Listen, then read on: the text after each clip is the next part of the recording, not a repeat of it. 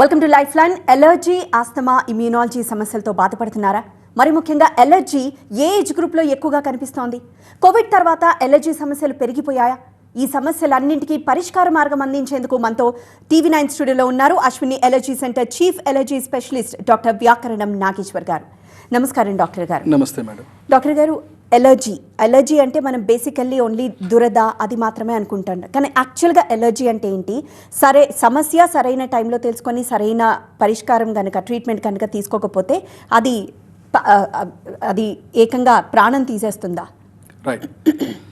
ఎలర్జీలో వెళ్ళే ముందర అసలు ఎలర్జీ అంటే ఏంటో తెలుసుకోవాల్సిన అవసరం ఉంది. ఎందుకనంటే ఎలర్జీ అంటే మీరు అన్నట్టు చాలామందికి దురదలు మాత్రమే అనే అనుభవంలో ఉంటుంది, కానీ అలా ఉండదండి. ఎప్పుడెప్పుడైతే మనం పడని వస్తువులు తిన్నా, తాగినా, పీల్చుకున్నా, తాకినా అది శరీరంలో పోయిన తర్వాత కొన్ని మార్పులు రక్తంలో తెస్తుంది. ఆ మార్పులు రక్తంలో ఒక్కసారి వచ్చిన తర్వాత అది అక్కడ ఆగదు. 5 నుంచి 6 కీలకమైన అవయవాల్లో ఇది ప్రయాణిస్తుంది. ఊపిరితిత్తుల్లో పోతే ఆస్తమాగా పరిగణించడం, ముక్కులో పోతే తుమ్ములుగా పరిగణించడం, కళ్ళల్లో పోతే కంటి దురదగా పరిగణించడం, చర్మం మీద వచ్చినట్టయితే దురదలుగా పరిగణించడం. ఇది రకరకాలుగా, చిన్నపిల్లల్లో అయితే పొట్టలో వస్తుంది, కాలికీ పెయిన్స్ అంటాం. గుడ్ వర్డ్స్ పట్టమని మీ అమ్మతో చెప్పు అని అంటారు కదా అడ్వర్టైజ్మెంట్లో, అలాగా. సో పొట్ట నొప్పి వస్తుంటుంది చిన్నప్పుడు. సో ఇలా రకరకాలుగా ఎలర్జీ ఎక్కడెక్కడైతే వ్యాప్తి చెందుతుందో అక్కడక్కడ గాయపూరితమైన మార్పులు తీసుకురావడం ఇది సహజం. సో అందుకనే ఎలర్జీ ఒక్కసారి ఏర్పడ్డది శరీరంలో అంటే అప్రమత్తం అవ్వాల్సిన అవసరం ఉంది. ఎందుకనంటే అది ఏ అవయవంలోకైనా వెళ్ళవచ్చు, ఎప్పుడైనా సరే అది ఇబ్బంది చేసే అవకాశం ఉంటుంది. రైట్. అంటే ఎలర్జీ సమస్యల వల్ల పోనీ జెండర్ బయాస్డ్గా చూసుకుంటే ఎలర్జీ సమస్య వల్ల స్త్రీలలో వచ్చే ఇష్యూస్ ఏంటి? ఇక్కడ that's a very tricky question. ఎందుకనంటే హార్మోనల్ చేంజెస్ ఎక్కువగా ఉంటాయి కాబట్టి, సో ప్రెగ్నెన్సీ రిలేటెడ్ చేంజెస్ ఎక్కువగా ఉంటాయి కాబట్టి, ఇంట్లో స్మోక్కి ఎక్కువగా ఎక్స్పోజ్ అయ్యే అవకాశం, ఫ్లేమ్కి కిచెన్లో ఎక్కువగా వారే కదా చేసేది, అందరు కుటుంబాన్ని చూసుకునేది. అలాంటి సందర్భాల్లో ఏం జరుగుతుందంటే, ఒకవేళ కనుక వీరికి వంశపారపర్యంగా కనుక మార్పులు ఉన్నట్టయితే, not every one will get allergy. అంటే ఎలర్జీ ఎక్స్పోజ్ కాగానే అందరికీ ఎలర్జీ రాదు, కొంతమందికి వస్తుంది. ఎవరిలో వస్తుంది? ఎవరి తల్లిదండ్రుల్లో అయితే ఈ జీన్స్ ఉంటాయో, ఆ జెనెటిక్ క్రోమోజోమల్ చేంజెస్ ఉంటాయో, అవి తల్లిదండ్రుల్లో ఒకరికి గనక ఉన్నట్టయితే పుట్టబోయే పిల్లలకి 50% రావచ్చు. ఉదాహరణకి తండ్రికి ఆస్తమా ఉంది, తల్లికి తుమ్ములు ఉన్నాయి. కొడుక్కో బిడ్డకో అన్ని రావాలని లేదు, ఇతను దురద రావచ్చు. మా నాన్నగారికి దురద లేదు, అమ్మగారికి దురద లేదు, నాకు ఎక్కడి నుంచి వచ్చింది దురద అని అడుగుతారు. So it is a different type of allergy presentation. కానీ ఆ మార్పు, గాయపూరితమైన మార్పు అమ్మలో ఆస్తమాగా, తల్లిలో రైనైటిస్ తుమ్ములుగా, బిడ్డకు వచ్చేసరికి అర్టికేరియా దురదలాగా పరిగణిస్తుంది. అదే మహిళల్లో గురించి మీరు అడిగారు కాబట్టి, ఈ స్మోక్ ఎక్స్పోజర్ ఏదైతే ఉంటుందో ఖచ్చితంగా ఇంతకుముందు మనకి ఒక 20 years బ్యాక్ రూరల్ ఏరియాలో కట్టెల స్మోక్ కూడా వాళ్ళు బాగా ఎక్స్పోజ్ అయ్యేవారు. అంటే ఇప్పుడు కొద్ది తగ్గింది, కానీ అలాంటి సందర్భాల్లో ట్రిగర్స్ కనుక ఉన్నట్టయితే ఖచ్చితంగా వీళ్ళు ఆస్తమా అటాక్స్లోకి వెళ్ళడము, వివిధ రకాలైన వంట పదార్థాల్లో వాళ్ళు చేస్తున్నప్పుడు ఆ నూనె కూడా, ఫ్యూమ్స్ కూడా వాళ్ళు పీల్చడం వల్ల, అది స్కిన్ మీద ఎక్స్పోజ్ అవ్వడం వల్ల. కొంతమంది మా దగ్గరకు వస్తుంటారు, నేను చపాతీ తిననండి, చపాతీ పిండి పిసుకుతుంటేనే నాకు దురదలు వచ్చేస్తున్నాయి డాక్టర్ గారు అంటారు. అంటే ఇక్కడ మనం అర్థం చేసుకోవాల్సింది ఏంటంటే, అది కేవలం తింటేనే కాదు, even touch of it can cause serious reactions in your body. Right. మనకు కాల్ ఉన్నారు, రవి హైదరాబాద్ నుండి కాల్ చేశారు. రవి గారు నమస్కారం. నాగేశ్వర్ గారు చెప్పండి. రవి గారు, లైవ్ కాదా ఇది? లైవ్ అండి. డాక్టర్ నాగేశ్వర్ ఉన్నారు, మాట్లాడండి. ఓకే డాక్టర్ గారు, నేను మీ దగ్గర 8 months బ్యాక్ వచ్చాను. అండ్ నా పేరు Ravikant, if you remember, native of Warangal. Okay. And నాకు ఎలర్జీ టెస్ట్లు అన్ని చేశారు. రైట్. ఎలర్జీ టెస్ట్లు చేసిన మెడిసిన్ ఇస్తానని డబ్బులు తీసుకుని నాకు మెడిసిన్ ఇవ్వలేదు. Right. I don't understand the question. మీరు హాస్పిటల్కి వెళ్ళారా అండి? Is a medical question or what? నాకు టెస్ట్ అన్ని చేశారు, నాకు కొన్ని ఎలర్జీస్ ఉన్నాయని దానికి మెడిసిన్ ఇస్తానని డబ్బులు తీసుకుని నాకు మెడిసిన్ ఇవ్వలేదు. అర్థం కాలేదు, నా క్వశ్చన్ అర్థం కాలేదండి. Is it a medical related? ఏంటది? మీ ఆడియో సరిగ్గా లేదండి. రైట్. ఓకే, మనం లేడీస్లో ఎలర్జీ గురించి మాట్లాడుతున్నాం. సో ఈ ఎలర్జీ సమస్యలు ఏకంగా గర్భం దాల్చడంలో కూడా సమస్యలు సృష్టిస్తుందా doctor? That's an important point అండి. ఇక్కడ చాలామంది ఏమనుకుంటారంటే, సపోజ్ ఉదాహరణకి ఇన్ఫెక్షన్ వచ్చిందనుకోండి, యాంటీబయాటిక్ 15 రోజులు వాడాను, 1 నెల రోజులు వాడాం, మలేరియా తగ్గిపోయింది, టైఫాయిడ్ తగ్గిపోయింది, 9 నెలలు వాడాను, టీబీ తగ్గిపోయింది, అలా అనే ఎలర్జీ కూడా అనుకుంటారు. అలా ఉండదు. మేము చిన్నప్పుడే ఒక అమ్మాయి కనుక వచ్చినట్టయితే we pay a lot of attention to the పిల్లలు అమ్మాయిలకు సంబంధించి, because we need to set them in the early stage. లేకపోతే she passes to a lot of hormonal changes in the body. తన పెద్ద మనిషి అయినప్పుడు, తన పెళ్ళైన తర్వాత గర్భం దాల్చినప్పుడు లాట్ ఆఫ్ హార్మోనల్ చేంజెస్ వస్తాయి. ఇలాంటి సందర్భాల్లో మనకి we have to see that she doesn't trigger an allergic reaction. ఎప్పుడు ప్రెగ్నెన్సీ టైంలో కానీ, అది ప్రెగ్నెన్సీ అయిన తర్వాత కానీ ఎప్పుడైనా సరే ఆ ఎలర్జిక్ ట్రిగర్స్ వచ్చే అవకాశం ఉంటుంది. ఇది ఒకటి. రెండోది, ఈ మధ్య మనం రెగ్యులర్గా చూస్తున్నాం ఐవీఎఫ్ ప్రొసీజర్స్, ప్రెగ్నెన్సీ కోసం వెళ్తుంటారు. ఆ ఎంబ్రియో ఇంప్లాంటేషన్ జరిగిన తర్వాత రిజెక్షన్స్ జరుగుతుంటాయి. సార్ మేము 4 times 5 times ఐవీఎఫ్ ప్రొసీజర్ చేసుకున్నాము, కానీ ఎందుకు సక్సెస్ రావట్లేదు అర్థం కావట్లేదు, వాట్ ఈస్ ద రీజన్ అని చెప్తే గైనకాలజిస్ట్ మా దగ్గర పంపిస్తారు.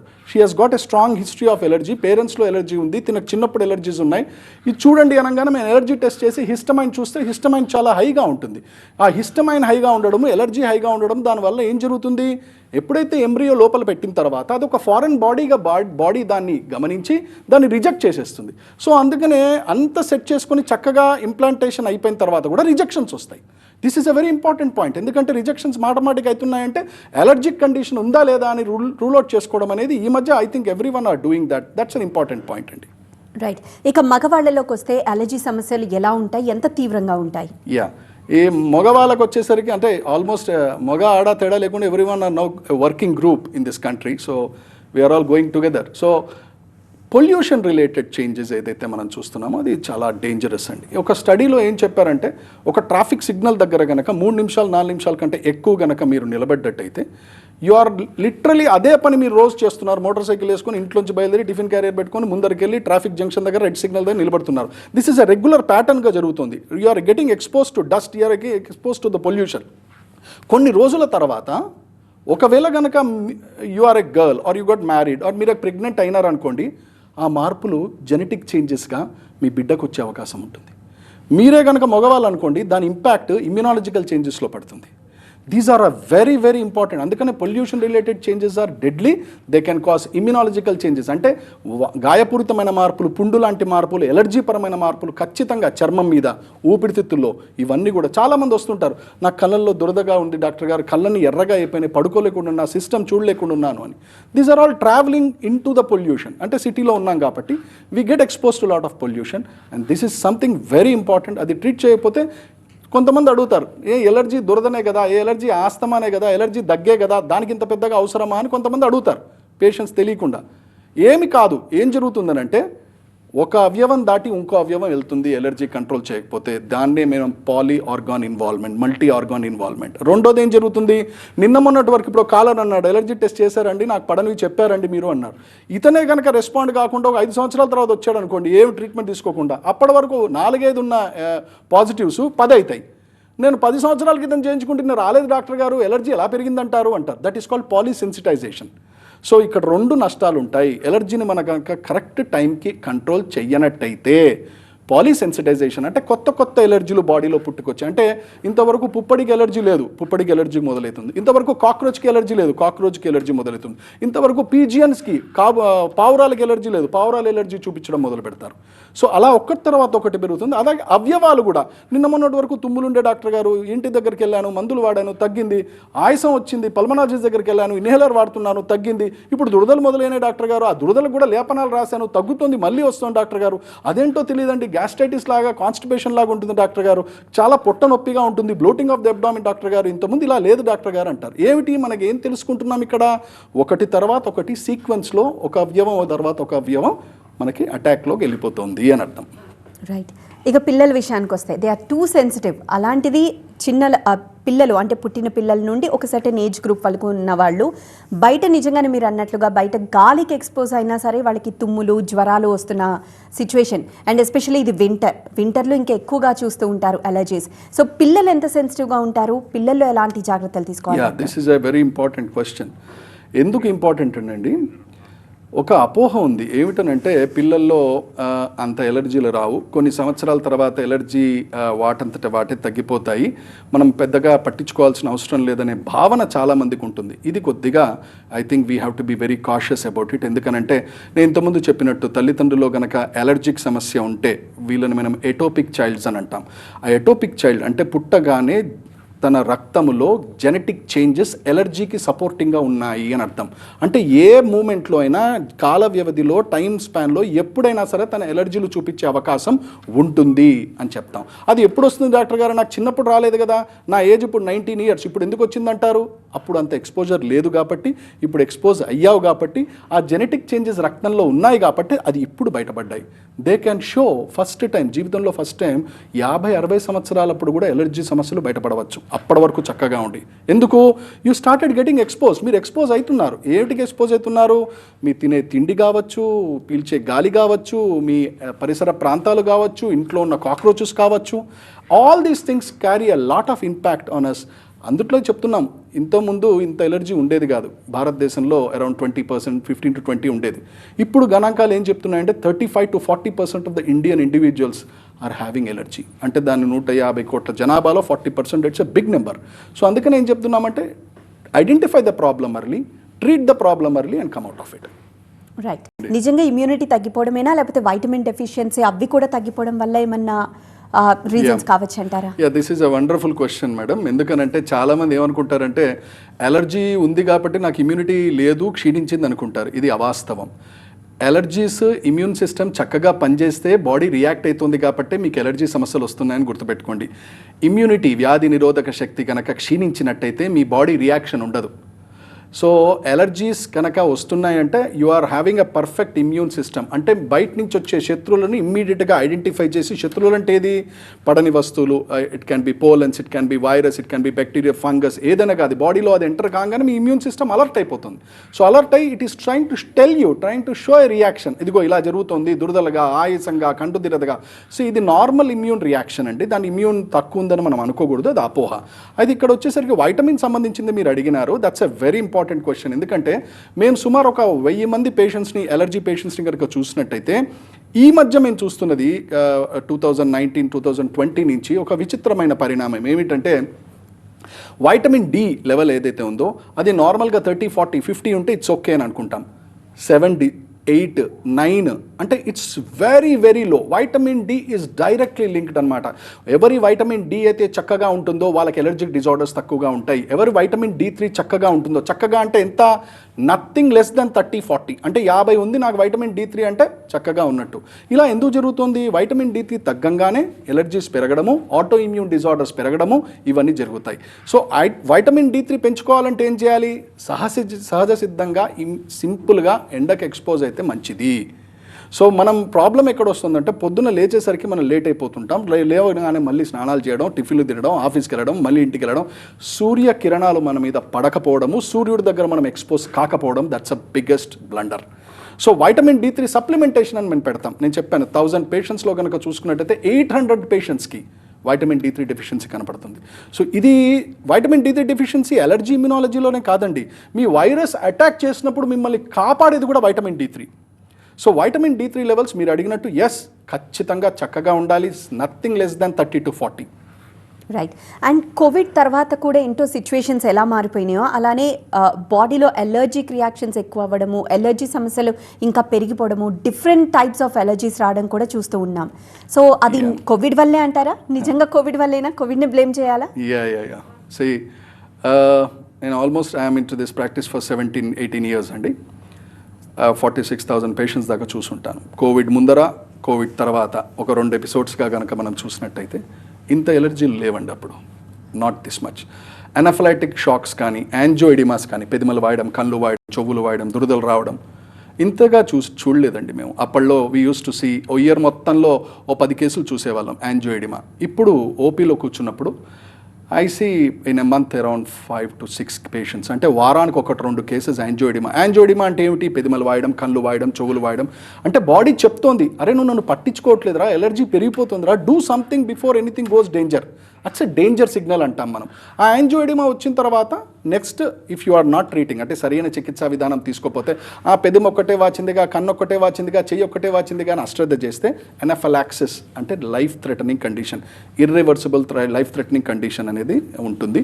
సో ఇది మేము ఈ మధ్య చూస్తున్నాం. ఇంకా రీసెంట్గా మీరు క్వశ్చన్ రైజ్ చేశారు కాబట్టి మన అందరి కోసం ఇన్ఫర్మేషన్ కోసం చెప్తున్నాను.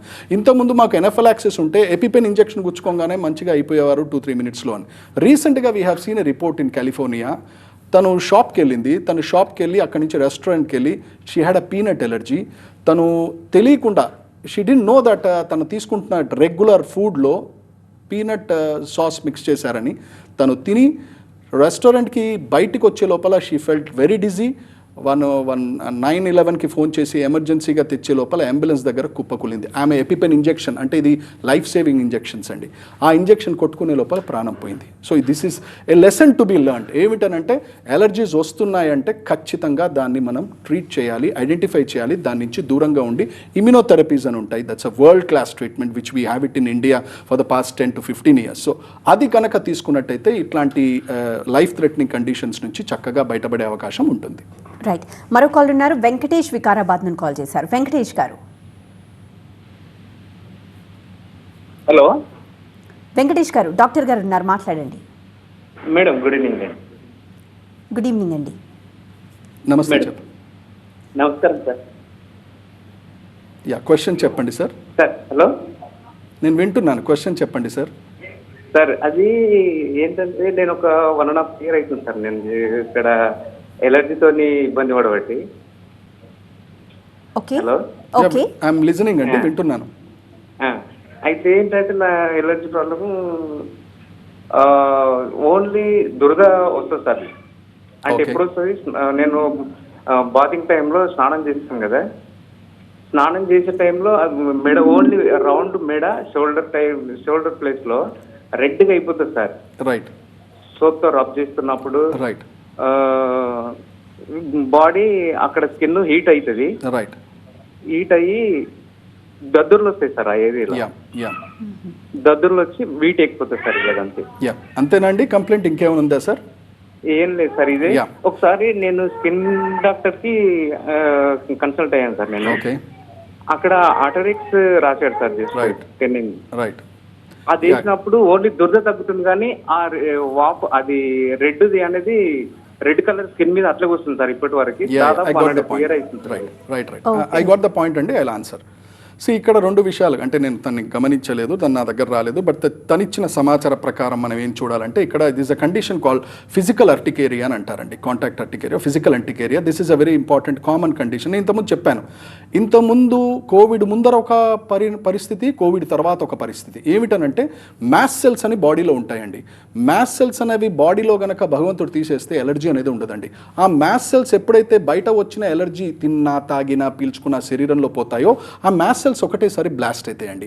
ఆ మ్యాస్ సెల్స్ ఎప్పుడైతే బ్లాస్ట్ అవుతాయో వాటి పొట్టలోంచి వచ్చే histamine, heparin, lot of chemical mediators ఇవి అక్కడతో ఆగకుండా స్కిన్ మీద పోతే దురదలు రావడం, ముక్కులో పోతే తుమ్ములు రావడం, ఇవన్నీ చేస్తుంటాయి. సో ఇప్పుడు ఈ కాలర్ గారు చెప్పినట్టు దాన్ని మనం చూసుకున్నట్టయితే it could be a physical urticaria. ఇంకోటి సోప్ రిలేటెడ్ కాంటాక్ట్ ఎలర్జీ కూడా కావచ్చు. మూడోది ప్రాబబలీ ఆల్రెడీ ఎలర్జీస్ ఆర్ దేర్, కానీ హాట్ వాటర్ పడడం వల్ల చాలామందికి హాట్ వాటర్ పడితే ఎలర్జీ ఎలా వస్తుంది అన్నది. Yes, hot water is linked to the allergic urticarial condition. This is a mechanism, మీకు అదే వచ్చే అవకాశం ఉంటుంది. So I would advise you first get yourself checked up with an allergist. అసలు ఇంకేమైనా కంప్లైంట్స్ ఉన్నాయా అది కూడా చూసుకోండి.